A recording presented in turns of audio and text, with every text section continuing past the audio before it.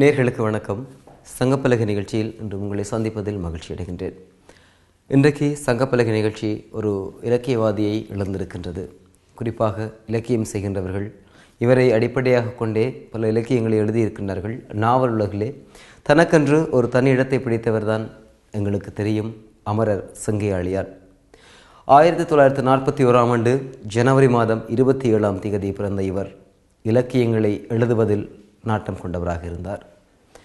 புவியியல் துறையிலே தன்னுடைய ஈடுபாட்டை செலுத்தினாலும் கூட இலக்கியத்தின்பால் அவருக்கு கொண்ட ஈடுபாடும் விருப்பம் அவரை இன்று நாங்கள் இலக்கியதாரராக பார்ப்பதற்கு வழிவகுத்தது என்று சொல்லலாம். இப்படியானவர் பல நாவல்களை எழுதியிருக்கின்றார். ஆட்சி பயணம் போகிறாள், அதுபோல கந்தக்கோட்டம்,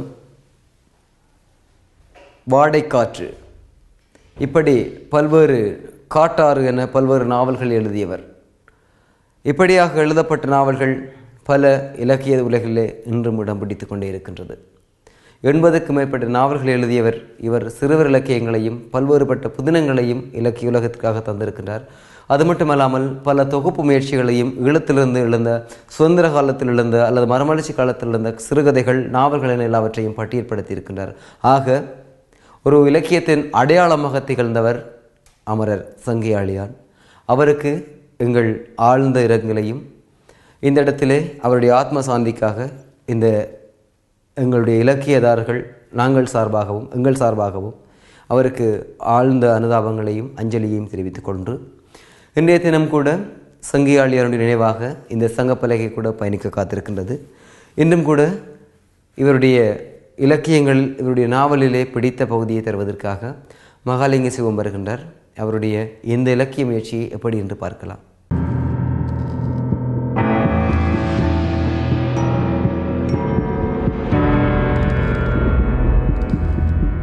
டான் டிவி நேயர்கள் அனைவருக்கும் என்னுடைய அன்பான வணக்கங்கள். ஈழத்து எழுத்துலக ஜாம்பவான் சங்கியாளியான் அவர்கள் மரணமடைந்த செய்தியை நீங்கள் கேட்டிருப்பீர்கள். இத்தகைய ஒரு செய்தி என் காதில் விழுந்தவுடன் இப்படி ஒன்று நடந்திருக்கக்கூடாது, இந்த செய்தி பொய்யாக இருக்கக்கூடாதா என்று கூட யோசித்து கொண்டிருந்தேன். ஆனால் இயற்கை அவரை வென்றுவிட்டது. அவர் இயற்கை மரணம் அடைந்து விட்டார். தாங்க முடியாத இழப்பும் என்றாலும் தாங்கிக் கொண்டு அவருடைய நினைவுகளை மீட்டெடுக்கும் முகமாக இன்றைய இந்த நிகழ்வு அமைகிறது. 25/1/1941 வண்ணார் பண்ணையிலே பிறந்தவர் சங்கியாளியான் அவர்கள். அவருடைய இயற்கை, அவருடைய பெயர் குணராசா. அவர் சங்கியாளியான் என்ற புனை பெயரிலே இலக்கியங்களை படைக்க தொடங்கினார். 1960களில் 70களிலே ஒரு முக்கியமான திருப்புமுனை ஈழத்தில் இடம்பெற்றது. பல்கலைக்கழகங்களில் இருந்து பட்டதாரியாக வெளிவந்தவர்கள் ஈழத்து இலக்கிய துறையில் ஈடுபட தொடங்கினார்கள். சங்கியாளியான், செம்பியன் செல்வன் போன்ற பலரை இந்த வகையிலே குறிப்பிடலாம். சேனா கதிர்காமநாதன் அவர்கள் அந்த பல்கலைக்கழக படிப்போடும் இலக்கிய துறைக்கு வருகின்ற போது அவர்களுடைய இலக்கிய ஆக்கங்கள் மிகவும் தரமானவையாக அமைந்தன. அந்த சூழலிலே அவர்கள் இலக்கிய உலகுக்கு வந்து கொண்டிருந்த வேளையிலே அவர்களுக்கு இன்னொரு சாதகமான அம்சம், ஸ்ரீமாவோ பண்டாரநாயக்க அவர்களுடைய அரசாங்கத்திலே பிற நாடுகளிலிருந்து இறக்குமதி செய்யப்படுகின்ற பொருட்கள் பலவற்றுக்கும் தடை விதிக்கப்பட்டது. அந்த வகையில் தமிழகத்திலே இருந்து வெளிவருகின்ற நாவல்கள், சஞ்சிகைகள் போன்ற எல்லாவற்றுக்கும் தடை விதிக்கப்பட்டது. ஆகவே இந்த சூழலை தனக்கு சாதமாக கொண்டு வீரகேசரி பத்திரிகை, வீரகேசரி பிரசுரம் என்ற ஒன்றை உருவாக்கி அதனூடாக பல நாவல்களை வெளியிட்டது. சங்கியாளியனுடைய வாடைக்காற்று, காட்டாறு போன்ற பல நாவல்கள் இதனூடாகத்தான் வந்தன. இந்த வகையில் சங்கியாளியனுடைய இலக்கிய பணிகளை முதலிலே பார்த்து கொண்டு பின்னர் படித்ததில் பிடித்தது என்ற பகுதிக்குரிய காட்டாறு என்ற நாவலை, வாடைக்காற்று என்ற நாவலை பற்றி உங்களோடு மேலதிகமாக சில விடயங்களை பகிர்ந்து கொள்ளலாம் என்று நினைக்கின்றேன். முதலில் அவருடைய பணிகளில் முக்கியமானது பல நாவல்களை எழுதியிருக்கிறார். புகழ்பெற்ற பல நாவல்கள். அவற்றுடைய அவருக்கு மிகவும் புகழை தேடி கொடுத்தது ஒன்று கிடுகுவேலி என்று நினைக்கின்றேன். ஈழநாடு பத்திரிகையிலே தொடர்ச்சியாக வெளிவந்து கொண்டிருந்தது. கிடுகுவேலி யாழ்ப்பாணத்தினுடைய பண்பாட்டின் சின்னம். அந்த பெயரிலே அவர் கிடுகுவேலி சஞ்சிகை நாவலை தொடர்ச்சியாக எழுதினார். இங்கே ஒரு பெண் யாழ்ப்பாணத்திலே காத்து கொண்டிருக்கின்றாள். அவளுக்கு திருமணம் ஒழுங்கு செய்யப்படுகின்றது கணவனுடைய வரவுக்காக.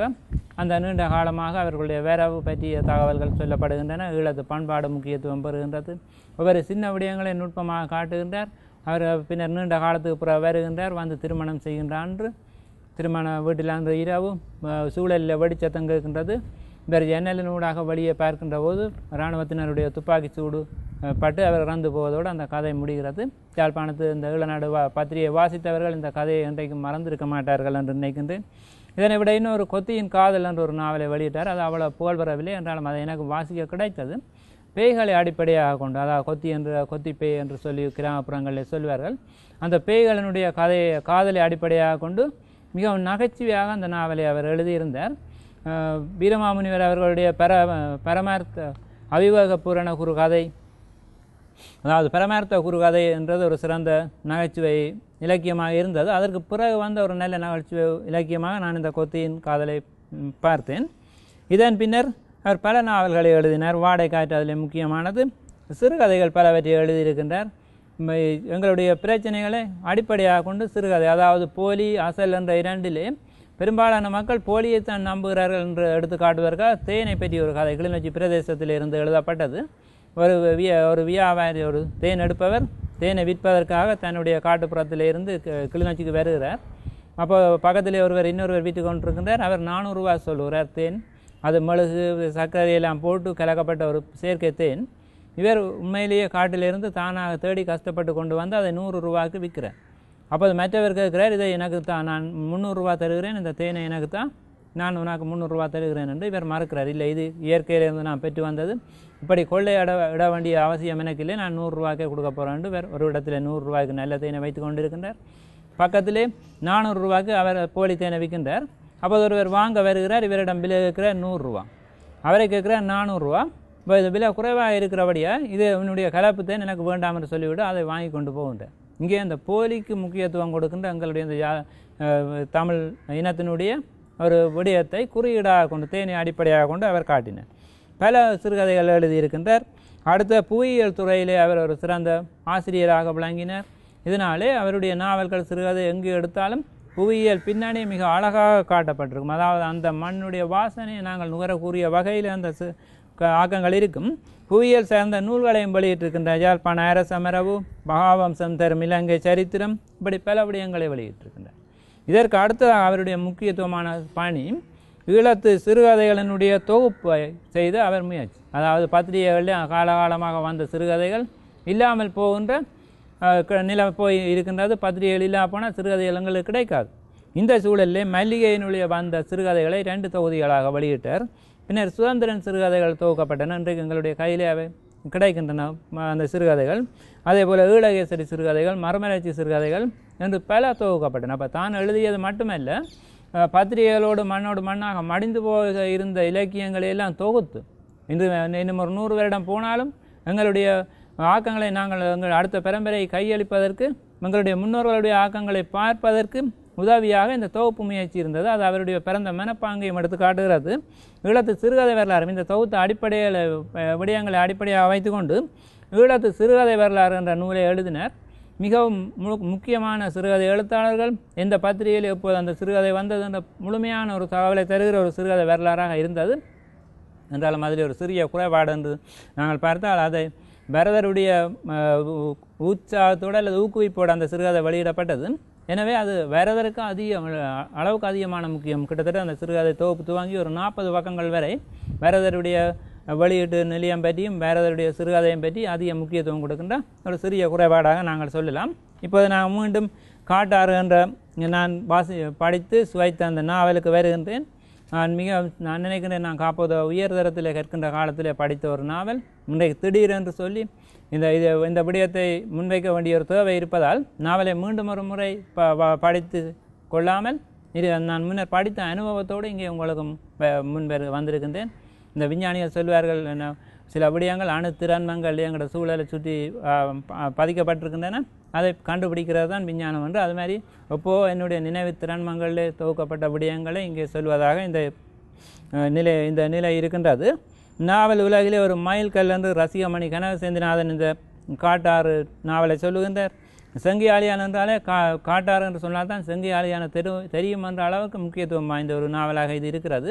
இது திரைப்படமாக எடுக்கப்பட்டு ஈழத்திலே மிகவும் போற்றி பேணப்பட்ட அல்லது அவருக்கு பெரிய கௌரவத்தை எடுத்து கொடுத்த ஒரு நிகழ்ச்சியாக இந்த திரைப்படம் இருக்கிறது. பேசாலை பிரதேசத்தை அடிப்படையாக கொண்டது. இதனுடைய முக்கியத்துவத்தை இன்னொரு வகையில் சொல்வதானால், தமிழகத்திலிருந்து வெளிவந்த புகழ்பெற்ற கல்லுக்குள் ஈரம் என்ற அந்த திரைப்படத்தில் கூட இதில் இருந்த பல காட்சிகளை இங்கே வந்து அங்கே தமிழக இயக்குனர் எடுத்து சென்று திருடி சென்று அதில் பயன்படுத்தி இருக்கிறார் என்று செங்கியாளியான் அடிக்கடி சொல்லுவார். அப்போ இங்கே வாடைக்காற்று வீசுகின்ற காலத்திலே பேசாலை பிரதேசத்தில் இருந்து இங்கே நெடுந்தீவிற்கு மீன் பிடிப்பதற்காக வாடி அமைத்து மீன் பிடிப்பதற்காக பல பேர் வருவார்கள். அந்த காற்று முடிந்ததும் அவர்கள் சென்று விடுவார்கள். இத்தகைய ஒரு சூழலில் பேசாலையிலிருந்து வந்து இங்கே நெடுந்தீவில் வந்தவர்களுக்கும் இங்கே இருக்கின்றவர்களுக்கும் இடையே ஏற்படுகின்ற காதல்கள், தொழில் போட்டி காரணமாக ஏற்படுகின்ற மோதல்கள், அங்கே இருந்து வருகின்ற சிலருடைய ஏமாற்று வேலைகள் காரணமாக இங்கே இருப்பவர்கள் பாதிக்கப்படுதல் போன்ற பல விடயங்களை மிகவும் அழகாக எடுத்து காட்டுவதாக இந்த வாடைக்காற்று இருக்கிறது. அதில் பல காதல், முக்கியமான செங்கியாளியனுடைய எல்லா நாவல்களையும் பார்த்து அந்த காதல் காட்சிகள் கொஞ்சம் அதிகமாக இடம்பெறும். நன்றாக வர்ணிப்பார் சுவையாக வாசிக்கக்கூடிய வகையில். இங்கே 2 சோடிகளினுடைய காதல் சொல்லப்படுது. ஒன்று செமியோன், மற்றது பிலோமினா ஒரு சோடி, இன்னொன்று நாகம்மா, மரியாதாஸ் ஆகிய 2 சோடிகளுடைய காதல் வாழ்க்கை சொல்லப்படுகிறது. செமியோன் பேசாலையில் இருந்து இங்கே தொழில் செய்வதற்காக வருகின்றார். அவருக்கும் பிலோமினாவிற்கும் இடையே காதல் ஏற்படுகின்றது. அந்த காதலிலே மிக சுவைபட அந்த கிராம பின்புறத்தில் வைத்து சொல்லுகின்றார். அங்கே நடுந்தீவிலே இருக்கின்ற அந்த குதிரைகள் மற்றும் அந்த பிரதேசத்தில் இருக்கிற வரலாற்று புகழ்மிக்க இடங்கள் என்பனவெல்லாம் இந்த நாவலனூடாக வருகிறது. அடுத்து நாகம்மா என்றப்போ நாவலுக்கு அவருடைய உறவுக்காரரான விருத்தாசலத்துக்காக திருமணம் ஒழுங்கு செய்யப்படுகிறது. இந்த நேரத்தில் நாகம்மாவின் மரியதாஸ் என்ற ஒருவர் பேசாலையிலிருந்து மீன் பிடிப்பதற்காக இங்கே வருகிறார். அவருக்கு முதலிலே இங்கே வந்தபோது மீன்பிடி சரி வரவில்லை, பெரிய வருமானம் ஒன்றும் கிடைக்கவில்லை. பின்னர் அவர் பயன்படுத்திய புதிய உத்திகளால் படிப்படியாக பணக்காரனாகிறார். இந்த அவருடைய அந்த முன்னேற்றத்தையும் செல்வ செழிப்பையும் கண்டு விருத்தாசலத்துக்காக திருமணம் முடிப்பதாக இருந்த நாகம்மா மரியதாசின் மேல் காதல் கொள்கிறார். பின்னர் இவர்களுடைய காதல் அங்கே எடுத்துக்காட்டப்படுகிறது. இவ்வாறு அந்த நெடுந்தீவு பிரதேசத்தினுடைய வாழ்க்கை முறை மிகச்சிறப்பாக புவியியல் துறையிலே ஒரு பேராசிரியராக இருந்தவர் செங்கியாளியான் என்ற வகையிலே நெடுந்தீவுக்கு நாங்கள் போகாமலே அந்த முழுமையாக அந்த பிரதேசத்தை அறியக்கூடிய வகையில் இங்கே இந்த நாவல் படைக்கப்பட்டிருக்கின்றது. சங்க இலக்கியங்களில் உள்ளுறவு அமை என்ற ஒரு அணி இருக்கின்றது. அதாவது வெளிப்படையாக சொல்ல முடியாத விடயங்களை குறிப்பாக சொல்வதற்கு இந்த உள்ளுறவு அமை பயன்படும். அங்கே இருக்கிற பறவைகள், விலங்குகள், மரம் போன்ற பலவற்றை வச்சுக்கொண்டு கவிஞர்கள் தங்களுடைய கருத்துக்களை குறிப்பாக சொல்லுவார்கள். இங்கே இப்படி அந்த காதலில் ஏமாற்றப்படுகிற நிலை, ஏமாந்து போகின்ற நிலை போன்றவற்றை அடிப்படையாக வைத்து என்பவற்றை எடுத்து காட்டுவதற்கு நெடுந்தீவுக்கு குறிப்பிட்ட இந்த வாடைக்காற்று வருகிற காலத்திலே வெளிநாட்டிலிருந்து பறந்து வருகிற அந்த பெரிக்கன் பறவை, அதை நெடுந்தீவிலே கூளை கடா என்று சொல்வார்கள். அந்த கூளை கடாவை ஒரு குறியீடாக வைத்துக்கொண்டு இந்த மக்கள் ஏமாற்றப்படுகிற நிலையை மிக சிறப்பாக எடுத்து காட்டுகின்றார். இப்படி ஒரு சிறந்த நாவலாக வாடைக்காற்று இருக்கிறது. அவருடைய காட்டாறு ஊர வன்னி பிரதேசத்தை எடுத்து காட்டியது. அங்கே கிளிநொச்சியிலே அரசாங்க உத்தியோகத்தில் இருந்தவர் அந்த பிரதேசத்தை எடுத்து காட்டின நாவலாக காட்டாறு இருந்தது. அவரிடத்தில் பல சிறப்புகள் காணப்பட்டன. முக்கியமாக அவர் கடைசி நேரத்தில் அந்த அண்மை கால ஆண்டுகளில் நாவல்களை கணனியிலே டைப் பண்ணுவார். நாங்கள் எழுதி பின்னர் தட்டச்சிலே செய்வதற்கு இன்னொருவர்கிட்ட கொடுத்து செய்வோம். அவர் தானே தட்டச்சிலே அந்த நாவலை எழுதி கொண்டிருந்தார்.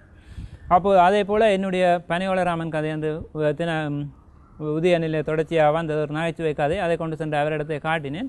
பாய்ச்சார், சிரிச்சார், கடைசியாக கேட்டார், சரி இதில் என்ன சமூக பெருமானத்தை நீ சமூகத்துக்கு என்ன செய்தி சொல்லுகிறீர்கள்? இப்போ நான் சொன்னேன் இது செய்தி அல்ல, இது ஒரு நகைச்சுவை தான் என்று. அப்போ அவருடைய அடிமனம் என்னென்னு சொன்னால் ஒரு விடயத்தை படைத்தார், ஒரு இலக்கியத்தை படைத்தால் சமூகத்திற்கு ஏதாவது பயன்பட வேண்டும் என்று சொல்லி எல்லா இலக்கியங்களும் அவருடையது அப்படித்தான் இருந்தன. இன்றைக்கு இந்த இழப்பு என்பது ஈடு செய்ய முடியாது. ஈழத்திலே மிக அதிகமான நூல்களை வெளியிட்டார். வெறும் கனவில் நினைத்து பார்க்க முடியாத நூல்களை வெளியிட்ட ஒரு படைப்பாளி, ஈழத்துக்கு பெருமை சேர்த்து தந்தவர், தமிழகத்திலும் கூட ஈழத்தவர்களை அறிய வைத்த ஒருவர். அவருடைய திடீர் மரணம் ஈழத்து இலக்கிய உள்ளங்கள் அனைவருக்கும் இன்று ஒரு பெரிய பாதிப்பாக இருக்கிறது. என்றாலும் அவரை பின்பற்றி எழுதுகிற பல எழுத்தாளர்கள் இங்கே இருக்கின்றார்கள்.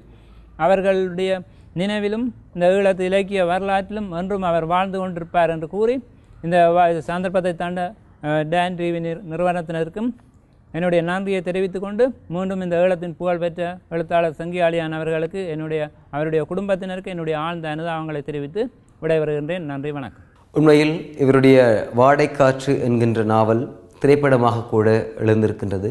இது சிறந்த திரைப்படமாக விளைந்திருப்பதும் ஒரு குறிப்பிடத்தக்க விடயம். இவருடைய இந்த திரைப்படத்தில் இருந்த பாடல்கள் கூட பலருடைய மனங்களை கவர்ந்திருக்கின்றது. அது மட்டுமல்லாமல் ஈழநாடு என்ற பத்திரிகையிலே இவருடைய கிடுக்கு வேலி என்கின்ற சிறுகதை தொகுப்பு கூட வெளிவந்திருந்தது என்பதும் குறிப்பிடத்தக்க விடயம். அற்புதமாக நாங்கள் இந்த படித்ததில் சுவைத்ததை பார்த்திருக்கிறோம். தொடர்ச்சியாக சிறியதொரு வர்த்தக விளம்பர இடைவெளியை தொடர்ந்து எங்களுடைய சங்கியாளியுடைய நினைவோடு சங்கப்பலகை தொடரும்.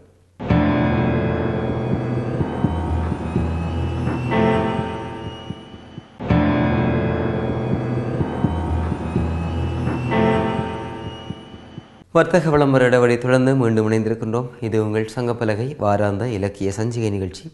அடுத்ததாக நாங்கள் பார்க்க போகிறோம், இந்த சங்கியாளியான் யார், இவருடைய இலக்கிய முயற்சிகள் எத்தகைய தாக்கத்தை இந்த இலக்கிய சமூகத்திலே இந்த இலக்கிய ரசிகர்களிடையே ஏற்படுத்தியது என்பதற்கு ஆதாரமாக இப்பொழுது எங்களோடு வந்து இணைந்து கொண்டு தன்னுடைய மனதில் பட்ட விடயங்களை விமர்சனமாகவும் மனதில் பிடித்த விடயமாகவும் தர காத்திருக்கின்றார் சிவலிங்க ராஜா. அவர் எப்படி பேசுகின்றார், இவருடைய இலக்கிய முயற்சி இந்த இலக்கிய உலகம் இழந்திருப்பது யார் என்கின்ற விடயங்களை தரப்போகின்றார். வாருங்கள் அவருடைய பேச்சை நாங்கள் கேட்டுவிட்டு வருவோம்.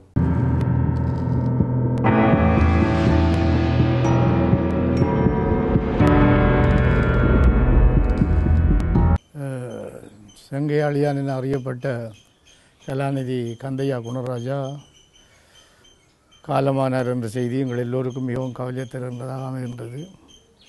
ஈழத்து இலக்கிய வரலாற்றிலே ஒரு அழிக்க முடியாத இடத்தை பெற்றுக்கொண்ட குணராஜா அவர்கள் பல்வேறு துறைகளிலும் தன்னுடைய ஆளுமை ஆழமாக பதித்தவர். அவருடைய ஆக்க இலக்கியத்துறை, ஆய்வுத்துறை, நிர்வாக பணி என்கின்ற பல்வேறு விடயங்களிலும் தன்னுடைய முத்திரையை பதித்த ஒரு அறிஞனாக அவர் திகழ்கிறார். இலங்கை பல்கலைக்கழகத்தின் பேராதன வளாகத்திலே தமிழ் மொழி மூலம் முதல் பயின்று அங்கே புவியியலை சிறப்பு பாடமாக பெற்று தற்காலிக விரிவுரையாளராக பணியாற்றிய குணராஜா பிறகு இலங்கை நிர்வாக சேவையிலே தெரிவு செய்யப்பட்டு இலங்கையின் பல பாகங்களிலும் நிர்வாக உத்தியோகத்தராக, ஏஜியாக, டிஆர்ஓவாக, மேலதிக அரசாங்க அதிபராக, யாழ்ப்பாண பல்கலைக்கழக பதிவாளராக, மாநகர சபை ஆணையாளராக பல்வேறு நிர்வாக பதவிகளையும் வகித்தவர். எனக்கும் அவருக்கும் மிக நெருக்கமான தொடர்பு உண்டு. மிகச்சிறந்த ஆசிரியராகவும் அவர் திகழ்ந்தவர். புவியியலை கற்பிப்பதில் அவருக்கு ஒரு மிகச்சிறந்த ஆளுமையும் இருந்தது.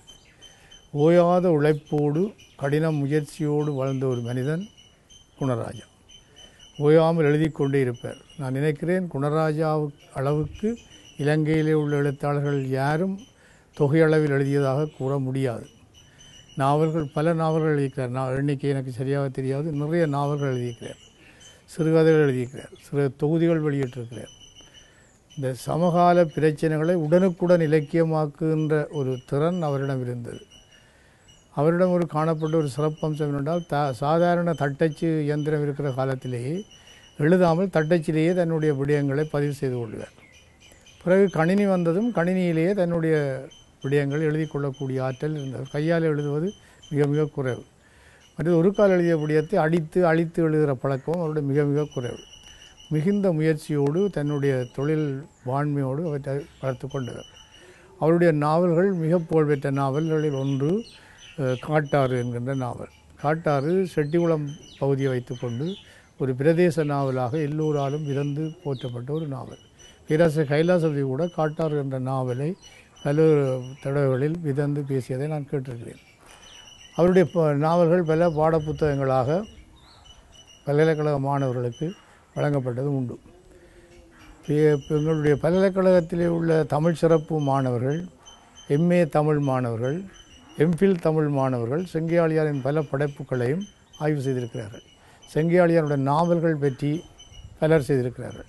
செங்கியாளியாரின் சிறுகதைகள் பற்றி பலர் செய்திருக்கிறார்கள். செங்கியாளியாரின் ஆய்வு பற்றி பல முயற்சிகளை செய்திருக்கிறார்கள்.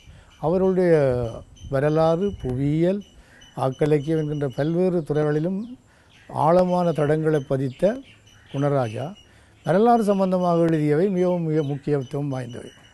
அவர் எல்லாளனை பற்றி எழுதிய நாவலை ஷெரிபுதீன் காவியமாக பாடியிருக்கிறார். அவருடைய களம்பல கண்ட கோட்டை வரலாற்றிலே மிக முக்கியம் வாய்ந்தது. அதே போல் அவருடைய நூல்களில் எனக்கு மிகவும் பிடித்த வரலாற்று நூல்களில் எனக்கு மிகவும் பிடித்த நூல் யாழ்ப்பாண அரசர் பரம்பரை என்கின்ற நூல். மிக கடினமாக ஆய்வு செய்து பல பேரோடு தொடர்பு கொண்டு யாழ்ப்பாண அரசர் பரம்பரை என்கின்ற அந்த நூலை அவர் எழுதினார். மிக பல்வேறு சர்ச்சைகளுக்குரியவராக அவர் திகழ்ந்த போதிலும் அவருடைய ஆக்கங்கள் நின்று நிலைக்கக்கூடியவை. மரணங்கள் மலிந்த பூமி என்கின்ற நாவல் அந்த காலகட்டத்து அரசியல், பொருளாதார, சமூக, பண்பாட்டு அம்சங்களை துல்லியமாக விளக்குவதாக அமைந்திருக்கிறது.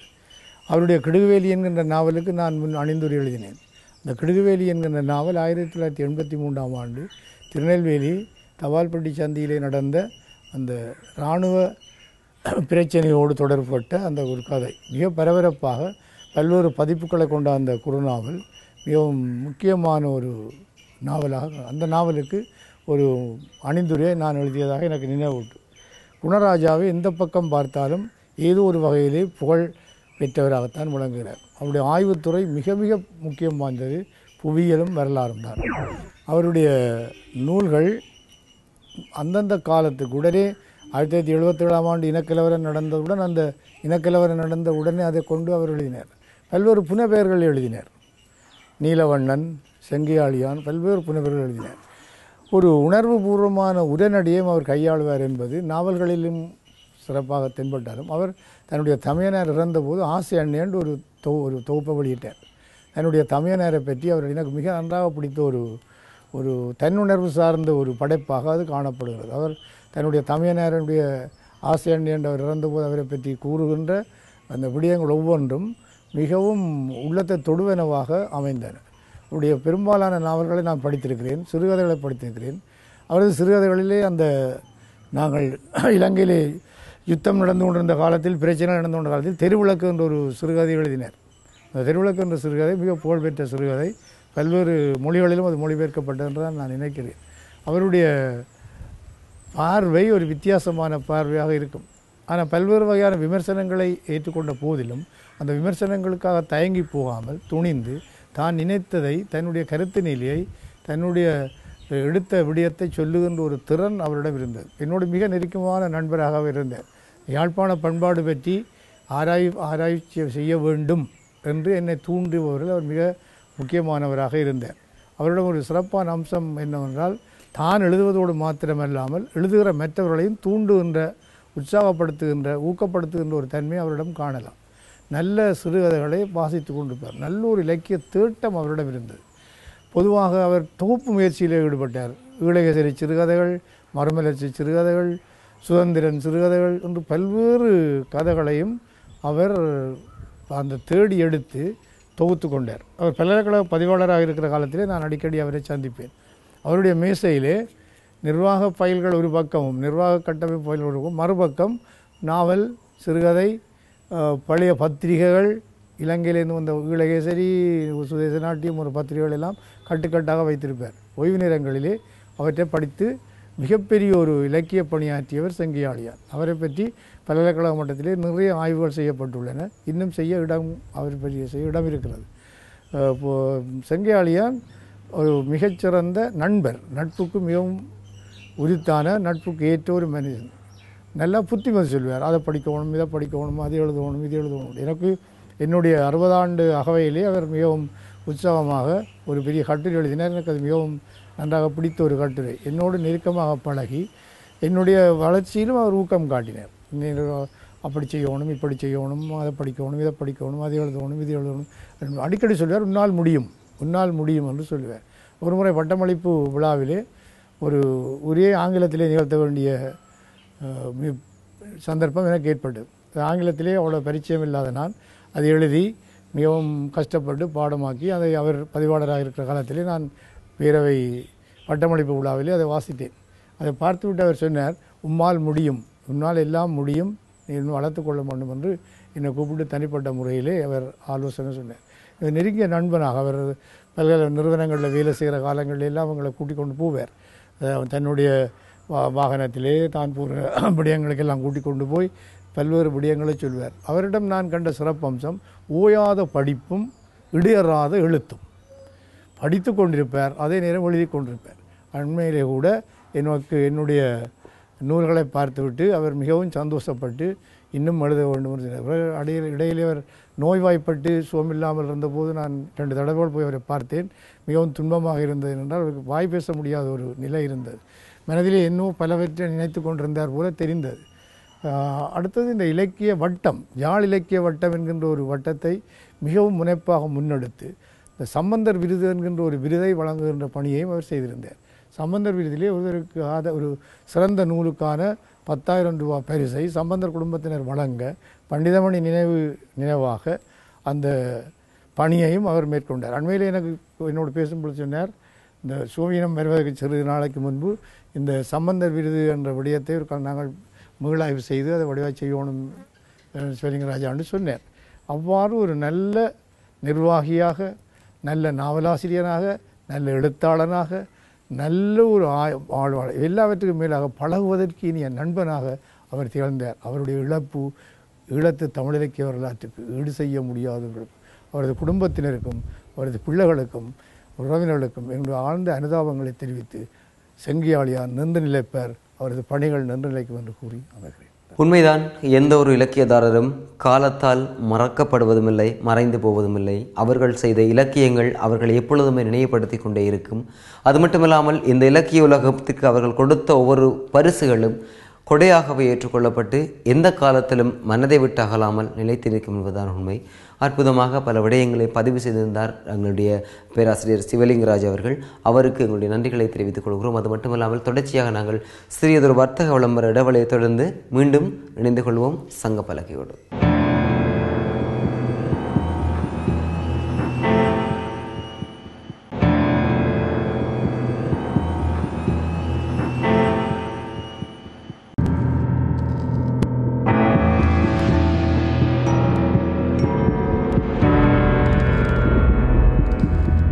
நிச்சயமாக பார்க்கின்ற பொழுது இலக்கியங்களை செய்பவர்கள் ஒரு குடும்பமாக இணைந்து கொள்கின்றார்கள். இந்த இலக்கிய வட்டத்துக்குள் தங்களை ஆழ்த்தி கொண்டு எந்தவித துன்பங்கள் எல்லாவற்றையும் மறந்து, எந்த பகைகள் எல்லாவற்றையும் மறந்து தாங்கள் ஒருவர் என்ற அடிப்படையிலே வாழ்ந்து கொண்டிருக்கின்றார்கள் என்பதற்கு இதை விட வேறு சான்று எதுவுமில்லை.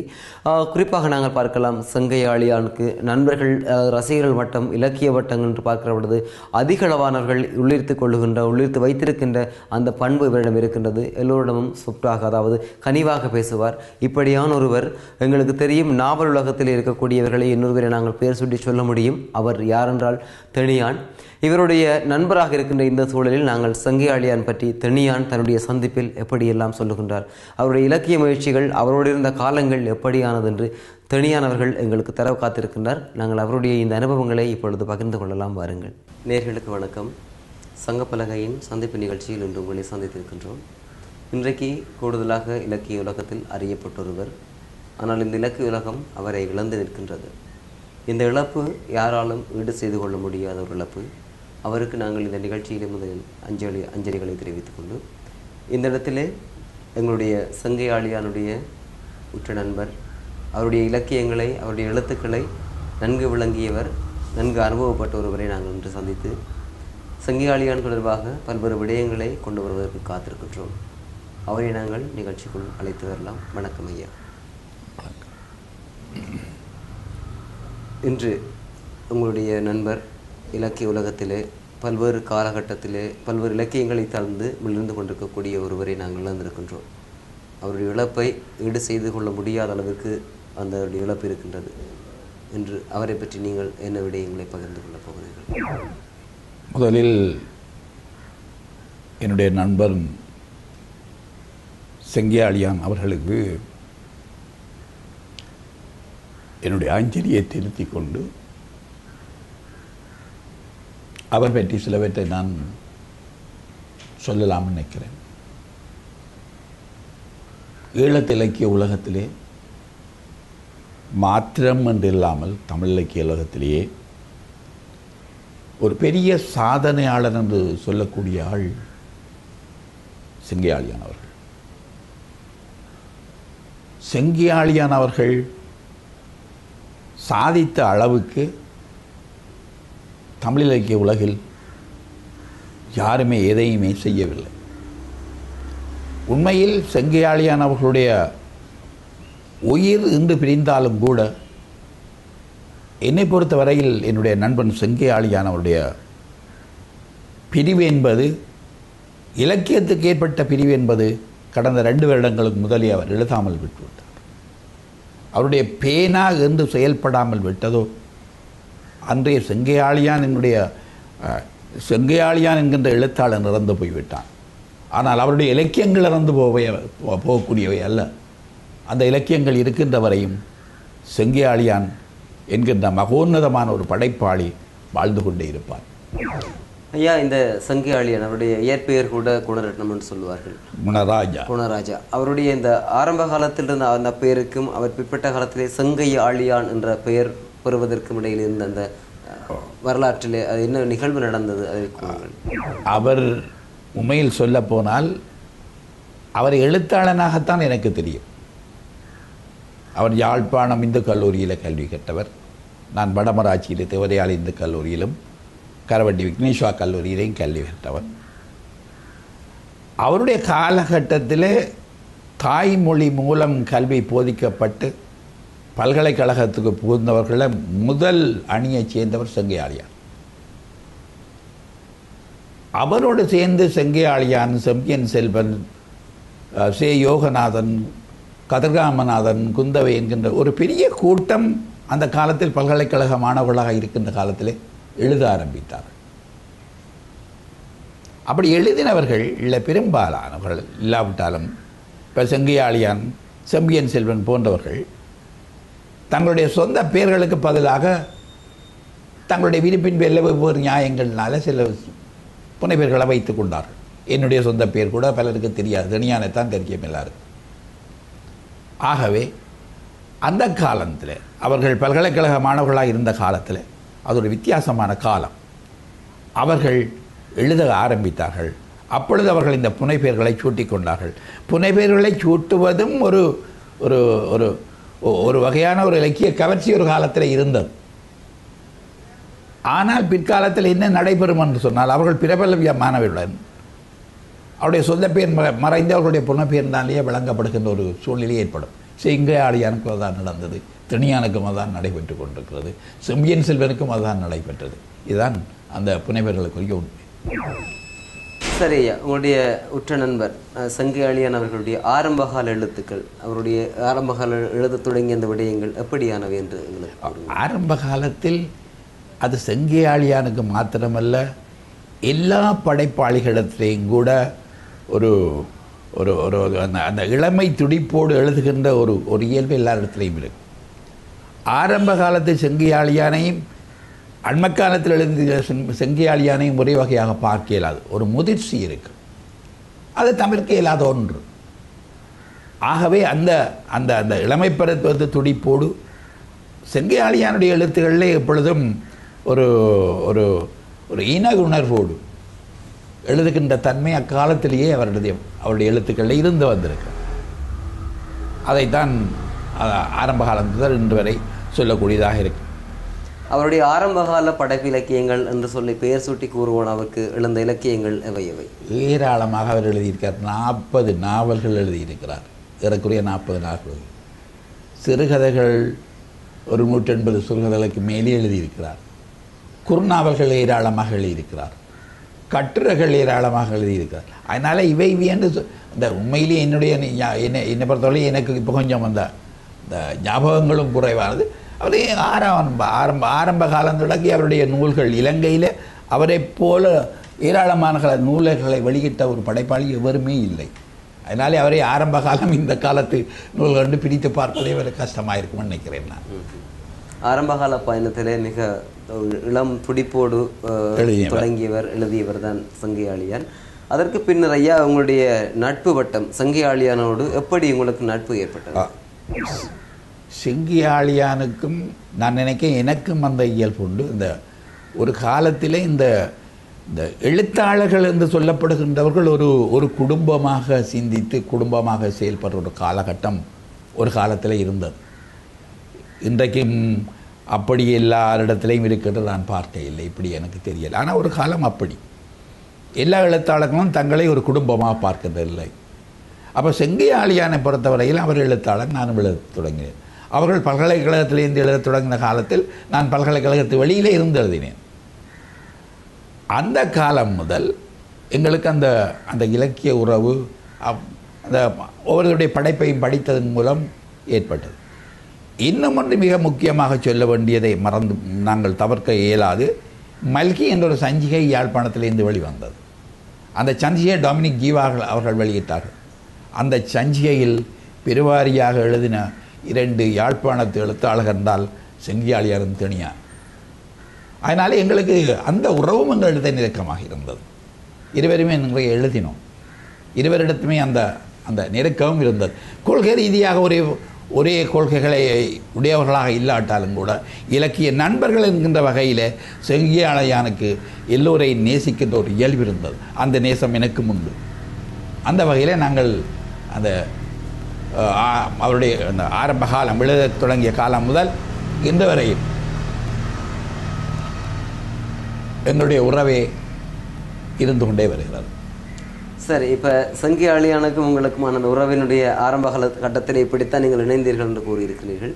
இதற்கப்பால் செங்கியாளியானுடைய எந்த படைப்பிலக்கியங்களை நீங்கள் மிகவும் ரசித்து படித்திருக்கிறீர்கள்? செங்கியாளியானுடைய நாவலை பொறுத்தவரையில் அவர் அதிகம் எழுதியிருக்கிற நாவல்கள் தான். அவருடைய நாவல்களில் காட்டாறு எல்லோராலையும் விதந்து சொல்லப்படுகிற ஒரு நாவல். அதை மறுப்பதற்கில்லை. அதை விட குறிப்பிட்டு சொல்ல தகுந்த வாடைக்காற்று அவருடைய நாவல் சினிமாவாக எடுக்கப்பட்டது. இரவின் முடிவென்கின்ற ஒரு நாவல், பிரளயம் என்கின்ற ஒரு நல்ல நாவல். இப்படி 80க்கு மேல் எழுதின ஒரு நாவலாசிரியருடைய நாவலில் ஒரு சிலவற்றை இப்படி சொல்லலாம். ஆகவே அவருடைய நாவல்கள் இப்படி என்னை கவர்ந்த நாவல்களை இப்படியான இந்த நாவல்கள் இந்த வெவ்வேறு பேர்களெல்லாம் ஞாபகத்தில் வருவதாக இல்லை. என்னை கவர்ந்த நாவலுடைய காட்டாருமே ஒரு அற்புதமான நாவல். வன்னி பிரதேசத்தை வச்சுக்கொண்டு விவசாயிகளுடைய பிரச்சனைகளை வச்சுக்கொண்டு அவர் எழுதின ஒரு நல்ல நாவல் காட்டாறு. அதே போல் பிரளயவும் அப்படித்தான். இப்படி அவருடைய நாவலில் யானை என்ற ஒரு நாவல், அது ஆங்கிலத்திலும் மொழிபெயர்க்கப்பட்ட என்று நினைக்கிறேன் நான். யானை ஒரு நாவல் எழுதினார். அவருடைய எழுத்தை பொறுத்தவரையில் அவர் சிறுவர்களுக்காக எழுதினார். அதான் அவருடைய இது. சிறுவர் இலக்கியமும் எழுதினார். நகைச்சுவை இலக்கியங்கள் நாவல்கள் கூட எழுதினார். ஆட்சி பயணம் போகிறாள் என்ற ஒரு நகைச்சுவை நாவல் எழுதினார். இப்படி இந்த நாவலின் இலக்கியத்தின் பல்வேறு பகுதிகளிலையும் அவர் தன்னுடைய பங்களிப்பை செய்திருக்கிறார். அது நாவல்களை பொறுத்தவரையில். மற்றது இன்னும் ஒன்று என்னென்று சொன்னால், ஈழத்தில் எந்த எழுத்தாளனும் செய்யாத ஒரு பெரிய மாபெரும் வேலைகளை அவர் செய்திருக்கிறார். மறுமலர்ச்சி கால சிறுகதைகளை எல்லாம் தொகுத்தொரு நூலாக வெளியிட்டிருக்கிறார். இது தனக்காக அல்ல, மற்றவர்களுடைய நூல்களை, மற்றவர்களுடைய இலக்கியங்களை தொகுக்கின்ற ஒரு பெரிய வேலையை செய்திருக்கிறார். ஈழ நாட்டு சிறுகதைகளை தொகுத்து வெளியிட்டிருக்கிறார். சுதந்திரன் சிறுகதைகள். இப்படியாக மறுமலர்ச்சி காலம், ஈழ நாட்டு சிறுகதைகள், சுதந்திரன் சிறுகதைகள், இப்படி பல்வேறு காலகட்டத்து இலக்கிய படைப்புகள் எல்லாம் அவர்னால தான் இன்றைக்கு நூல்களாக தொகுக்கப்பட்டு வெளிவந்திருக்கின்றன. இது அவர் ஈழத்து இலக்கியத்துக்கு செய்த மாபெரும் சேவை பணி. ஏனென்றால் யாருமே அப்படி தொகுத்து வெளியிடுறதுக்கு முன்வர மாட்டார்கள். இது அவருடைய நூல்களில் யாரோ எழுதினது எல்லாத்தையும் தொகுத்து ஒரு வரலாற்று ஆவணமாகவே தந்திருக்கிறார். அந்த வகையில் அவருடைய பணி தமிழ் இலக்கியத்துக்கும் ஈழத்து இலக்கியத்துக்கும் மிகப்பெரிய மாபெரும் ஒரு பணியை எல்லாம் அவர் செய்திருக்கிறார் என்பதை மறக்க முடியாது. நிச்சயமாக ஐயா, நீங்கள் ஆரம்பத்திலே கூறியிருக்கிறீர்கள், அதாவது எங்களுடைய அமரர் செங்கியாளியானுக்கும் உங்களுடைய கொள்கைக்கும் இடையிலே வித்தியாசம் இருக்கிறது, 2 பேர் கொள்கையும் ஒன்றில் என்று. அந்த கொள்கை அது எப்படியான கொள்கை என்று கூற முடியும்? நான் சிறு வயது முதலே ஒரு இடதுசாரி இயக்கத்தை சேர்ந்தவன். நான் கம்யூனிஸ்ட் கட்சியை சார்ந்தவன். இன்றைக்கு நான் கம்யூனிஸ்ட் கட்சிக்காரன் அல்ல, ஆனால் கம்யூனிஸ்டாக இருக்கிறேன். நான் அந்த கொள்கையிலிருந்து விலகவில்லை. ஆனால் அவர் இடதுசாரி இயக்கங்களை விட அவர் ஒரு தமிழ் பெற்றாளனாகத்தான் அவர் இருந்தார். அதனாலே அவருடைய பார்வைக்கும் என்னுடைய பார்வைக்கும் சில விடயங்களை இலக்கிய பார்வையில் நோக்கில் வித்தியாசம் இருக்கிறது. ஆனால் அவருடைய ஒரு சிறந்த பண்பு, என்னுடைய பார்வையும் அவர் அங்கீகரிப்பார். நானும் அவருடைய பார்வையை அங்கீகரிப்பேன் என்றால் அது அவருடையது. அந்த பண்பு அவரிடத்தே இருந்தது. ஒரு எதிரியாக விரோதியாக பார்க்கின்ற குணம் அவர்கிட்ட இருக்கவில்லை. அடுத்தது அவர் இன்னும் ஒன்று செய்வார். இலக்கிய நண்பர்களுடைய குடும்பங்களில் நடைபெறுகின்ற நிகழ்வுகள், இன்ப துன்பங்கள் எல்லாம் கலந்து கொள்வார். இது செங்கியாளியானதில் இருந்த இது இன்றைக்கு நாங்கள் பார்க்கல. அது எங்களோட மூத்த தலைமுறை எழுத்தாளர்கள் தான் இதை செய்தார்கள். அவள் வழியாகத்தான் நாங்களும் இதை கற்றுக்கொண்டோம், பழகிக்கொண்டோம். இதை செங்கியாளியான் மிகச் சிறப்பாக செய்தார். இது என்னுடைய மணி விழாவின் போது பல இலக்கிய நண்பர்களுக்கு தெனியானுக்கு மணி விழா தேதி இன்றைக்கு என்று சொல்லி அறிவித்து என்னுடைய வீட்டுக்கே வந்து மணி விழாவை முதல் நடத்தியவர் செங்கியாளியான். பின்னர் தேவரையாளி இந்து கல்லூரியில் மணி விழா நடந்தபோது அங்கு வந்தார். இவ்வாறு என்னுடைய பிள்ளைகளுடைய திருமணங்களுக்கெல்லாம் வந்தார். இவ்வாறு ஒரு ஒரு குடும்ப நண்பனாக இலக்கியம் எங்களை பிரித்து வைக்கவில்லை, கொள்கை எங்களை பிரித்து வைக்கவில்லை. கொள்கை சார்ந்தவர்களாக இருந்தோம். கொள்கைகள் எங்களை விரோதிகளாக்கவில்லை. நாங்கள் கொள்கைகளோடு நண்பர்களாகவே இருந்தோம். நிச்சயமாக ஒரு ஆரோக்கியமான உறவு பாலத்தை உங்களுடைய வட்டாரத்தில் நீங்கள் வைத்துக் கொண்டிருந்தீர்கள் என்பதற்கு இதனை விட வேறு சான்று ஒன்றும் தேவையே இல்லை என்று கூறிவிடலாம். ஐயா, உங்களுடைய நண்பர் செங்கியாளியான் உங்களோடு இணைந்திருந்த காலத்தில் இன்று அவரை நினைத்து பார்த்தால் அவரோடு இருந்த காலங்களில் உங்களால் மறக்க முடியாத பேச்சுக்கள் அல்லது தருணம் என்றால் நீங்கள் எதை நினைவுபடுத்திக் கொள்வீர்கள்? எங்களை பொறுத்தவரையில் நாங்கள் பல்வேறு சந்தர்ப்பங்களில் பல்வேறு இடங்களில் சேர்ந்திருக்கிறோம், பழகியிருக்கிறோம், வாழ்ந்திருக்கிறோம். அதனால் குறிப்பாக இவைகள் என்று சொல்வதற்கு இல்லை. ஆனால் ஒன்றை நான் முதல்ல சொன்ன ஒரு விடயத்தை சொல்லத்தான் வேண்டும். இது இந்த என்னுடைய மணி விழாவின் போது நானே எதிர்பார்க்காத விதமாக தான் ஒரு அறிவித்தலை அடித்து பல இலக்கிய நண்பர்களுக்கும் அறிவித்து அதன் பின்னர் அதன் ஒரு பிரதியை எனக்கும் அனுப்பி எங்களோட வீட்டுக்கு வருகிறோம் என்று என்னுடைய மதிப்புக்குரிய பேராசிரியர் நந்தி அவர்களையும் மயிலங்கூடல் நடராஜன் அவர்களையும் தன்னுடைய வாகனத்தில் ஏற்றி கொண்டு வந்து எங்களை சூழ உள்ள பல எழுத்தாளர்களை வீட்டுக்கு அழைத்து என்னை கௌரவித்து முதல் அந்த மணி விழாவை ஆரம்பித்து வைத்த அதை நல வாழ்க்கையில் மறக்க முடியாது. நிச்சயமாக அதைவிட நாங்கள் தொடர்ந்து பார்க்கலாம். இன்றைய அவருடைய இலக்கிய காலத்துக்கு பிறகு இப்பொழுது அடுத்த கட்டமாக அவர் பிற்பட்ட கால இலக்கிய முயற்சிகள் அல்லது செய்த வேலைகள் இலக்கியத்துறைக்கு சொன்னால் இவற்றை நாங்கள் பட்டியல்படுத்தலாம். அண்மை காலமாக, அதாவது குறிப்பிட்ட ஆரம்ப கால எழுத்துக்களுக்கு பிறகு பிற்பட்ட காலத்தில் அவர் இலக்கிய உலகத்துக்கு எவற்றை செய்திருக்கிறார்? பிற்பட்ட காலத்தில் அவர் தொகுப்பு வேலைகளை செய்தவர். அவர் பல்கலைக்கழகத்தில் பதிவாளராக இருந்த காலத்தில் அவர் ஒரு உதவி அரசாங்க அதிபராக இருந்தவர். பின்னர் மேலதிக அரசாங்க அதிபராக இருந்தவர். பல்கலைக்கழகத்தில் ரிஜிஸ்ட்ரார் பதிவாளராக இருந்தவர். அப்போ பல்கலைக்கழகத்தில் பதிவாளராக இருக்கிற காலத்தில் பல பட்டிகள் பல விவரங்களை அங்கிருந்து பெறுறதுக்கு வாய்ப்பு இருந்தது. அந்த வாய்ப்பை சரியாக பயன்படுத்தி கொண்டார். அந்த சந்தர்ப்பத்தில் எழுத்து சிறுகதைகள் பல சிறுகதைகள் பற்றிய நான் முதல் குறிப்பிட்ட தொகுதிகளை எல்லாம் தான் தொகுத்தது அவர் செய்த வேலை தான். அது அவர் பிற்காலத்தில் செய்த அவருடைய உழைப்பு, அவர்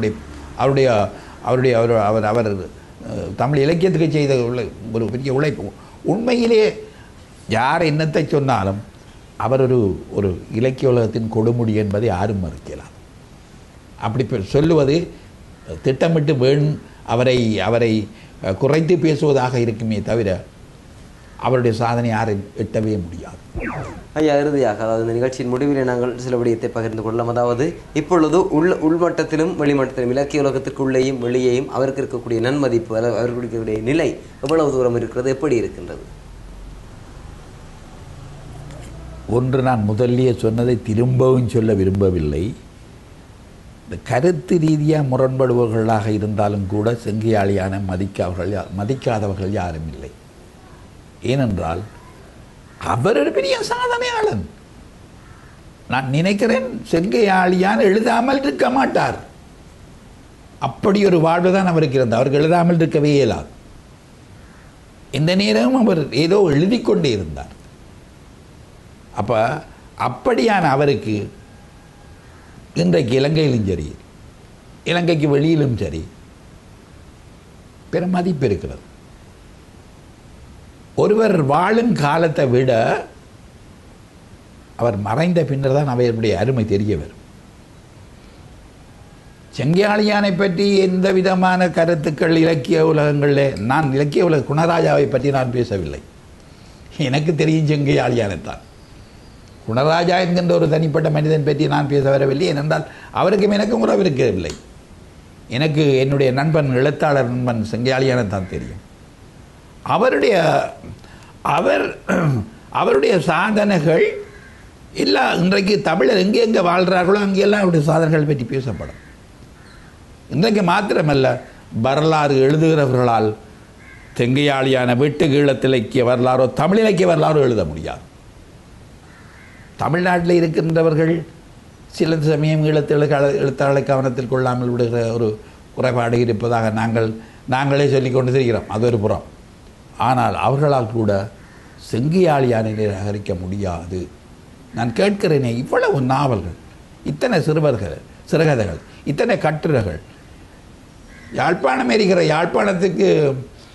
யாழ்ப்பாணத்தில் வன் செயல்னால யாழ்ப்பாணத்தில் நெருப்பெல்லாம் வைத்து எறிந்த போது யாழ்ப்பாணம் எரிகிறது அந்த கொஞ்ச நாளையில் பார்த்தேன் ஒரு நூலை வந்துவிட்டு தகவல் எல்லாம் சேர்த்து ஒரு நூல் எழுதியிருக்கிறார். இப்படியே அந்த வரலாற்று பதிவுகள் எல்லாம் நிறைய செய்திருக்கிறார்.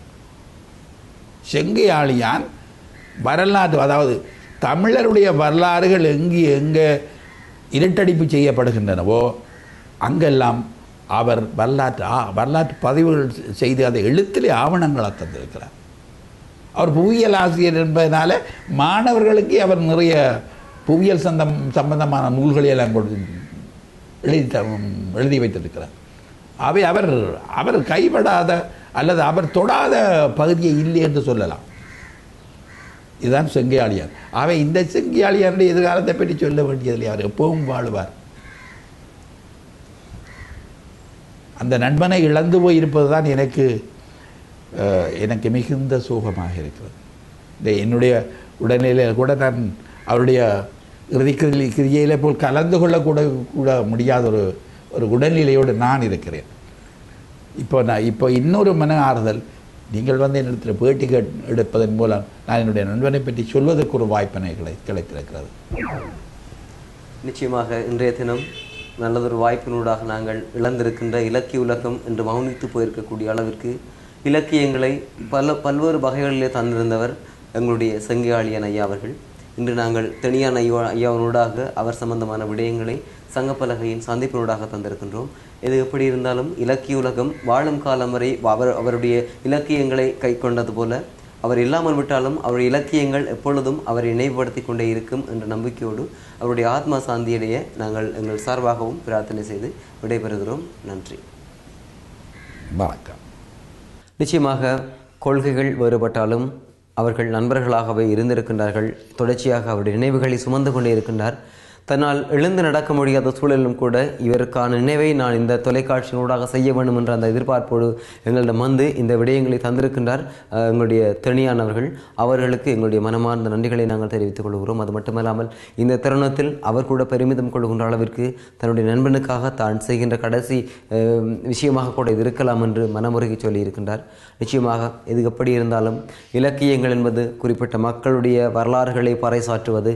காலம் மறந்து விடாது ஐயா உங்களுடைய இலக்கிய பணிகளை, என்றும் உங்கள் புத்தகங்கள் உயிருள்ளவரை நிலைத்திருக்கும். இது உங்களுடைய வரலாற்றுக்கு சான்றாக அமையும் என்ற அடிப்படையிலே எங்களுடைய இலக்கியதாரர் பெருமதிப்புக்குரிய அமரர் செங்கையாளியான் அவர்களுக்கு இந்த நிகழ்ச்சியின் சார்பாக மீண்டும் அஞ்சலித்து இந்த நிகழ்ச்சியிடமிருந்து விடைபெறுகிறேன். நன்றி.